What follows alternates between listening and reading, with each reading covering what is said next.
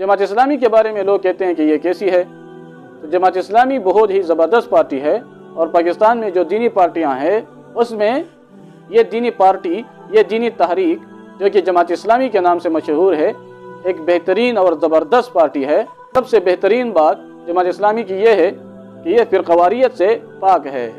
इसमें चाहे कोई देवबंदी हो या बरेलवी हो या अहले हदीस हो या इशाअत तौहीद वाला पंजपीरी हो, सब शिरकत कर सकते हैं, क्योंकि वो कहते हैं कि हमने ये किसी ख़ास एक मसलक के लिए नहीं बनाई है, बल्कि ये मुसलमानों की पार्टी है, हमने मुसलमानों के लिए बनाई है। मुसलमान इसमें शिरकत करें और दीन के लिए काम करें, ज़िंदगी के हर शोबे में दीन को नाफिज करें, इस्लामी निज़ाम के लिए काम करें। इसी तरह चाहे हनफी हो, चाहे शाफी हो, चाहे मालिकी हो, चाहे हम्बली हो, हर मसलक वाला इसमें शिरकत कर सकता है।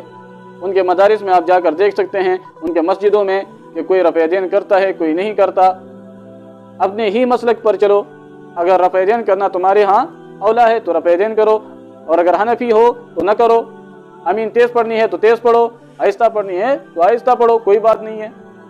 मसला हल भाई, हर मुसलमान इसमें शिरकत कर सकता है और दूसरे के साथ इख्तिलाफ भी कर सकता है। तो इस एतबार से कि इसमें फ़िरक़वारियत नहीं है, ये बहुत बेहतरीन तंजीम है। एक साथी ने मुझसे पूछा कि जमात इस्लामी वाले इनमें बाज़ रफ़े दीन करते हैं, बाज़ आमीन तेज़ पढ़ते हैं, ये किस मसलक वाले हैं?